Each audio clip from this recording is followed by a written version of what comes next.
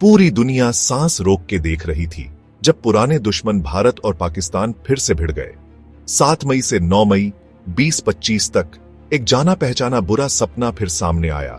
तोपों की गड़गड़ाहट, ड्रोन की भिनभिनाहट, आम लोगों के डरे हुए चेहरे जो इस जंग में फंस गए। इस बार शुरुआत हुई इंडियन कश्मीर में टूरिस्टों के एक भयानक नरसंहार से। पूरी दुनिया दुखी हुई और इंडिया ने बदला लेने की कसम खाई।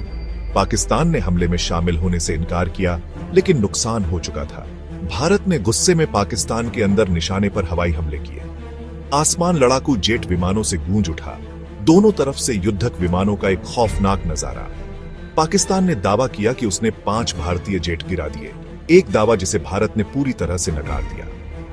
हवा में तनाव बढ़ा गया जब 125 लड़ाकू जेट भयंकर लड़ाई में उलझ गए। एक घातक खेल जो युद्ध की घोषणा की सीमा के बिल्कुल करीब था।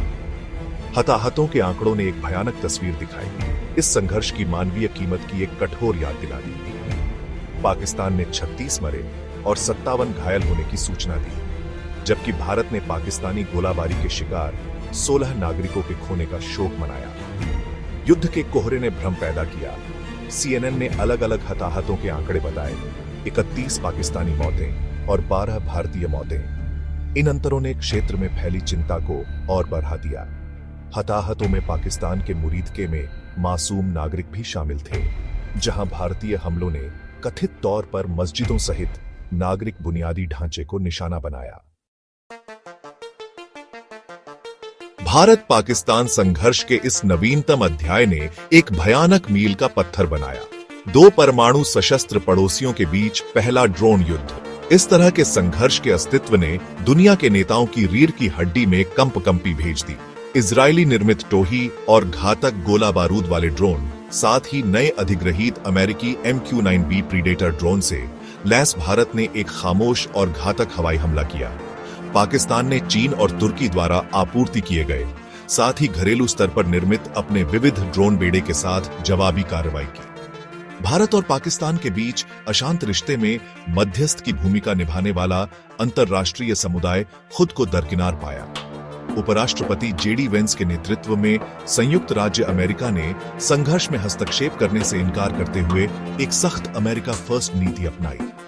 इसने ऐतिहासिक मिसाल से एक महत्वपूर्ण प्रस्थान को चिह्नित किया, जहां अमेरिका ने क्षेत्र में विवादों की मध्यस्थता में सक्रिय भूमिका निभाई।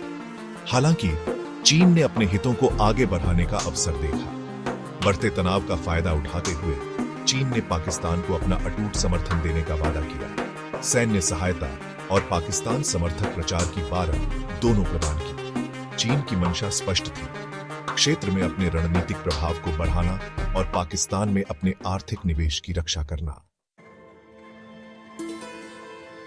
जैसे जैसे संघर्ष बढ़ता गया, अंतर्राष्ट्रीय समुदाय से आवाजों का एक समूह एक साथ उठा, संयम और बातचीत का आग्रह करता रहा। संयुक्त राष्ट्र, यूरोपीय संघ, रूस, जापान और तुर्की ने एक ही संदेश दिया, एक ऐसे क्षेत्र में शांति के लिए एक बेताब याचना जो कगार पर है। इस भू राजनीतिक शतरंज के मैच के बीच में फंसे स्थानीय नेताओं ने अंतर्राष्ट्रीय मध्यस्थता के लिए अपनी आवाजें जोड़ी। उनकी पुकार बहरे कानों पर पड़ती प्रतीत हुई। युवा पाकिस्तानी कार्यकर्ता और नोबेल पुरस्कार विजेता मलाला यूसुफजई ने शांति के लिए बढ़ते कोरस में अपनी शक्तिशाली आवाज जोड़ी।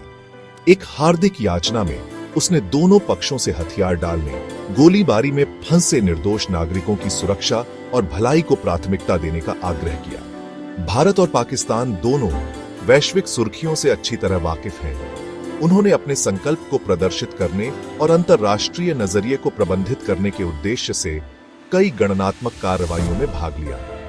भारत अपनी विशाल आबादी को ध्यान में रखते हुए राष्ट्रव्यापी नागरिक सुरक्षा अभ्यास आयोजित करता रहा, जो बढ़ते खतरे की निरंतर याद दिलाता है। इस बीच अस्थिर स्थिति से सावधान खाड़ी एयरलाइनों ने पाकिस्तान के लिए उड़ानें रद्द कर दी, जिससे देश और अलग थलग पड़ गया। उत्तर भारत में हवाई अड्डे बंद रहे, जो इस क्षेत्र में व्याप्त भय का प्रमाण है।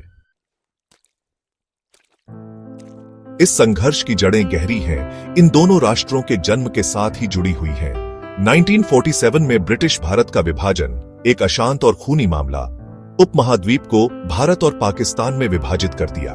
धार्मिक तनाव को कम करने के उद्देश्य से किए गए विभाजन ने इसके बजाय उन्हें प्रज्वलित कर दिया, जिससे दर्द, विस्थापन और अविश्वास की विरासत छूट गई। इस स्थायी संघर्ष के केंद्र में कश्मीर का विवादित क्षेत्र है, जो लुभावनी सुंदरता की भूमि है जिसे दोनों राष्ट्र चाहते हैं।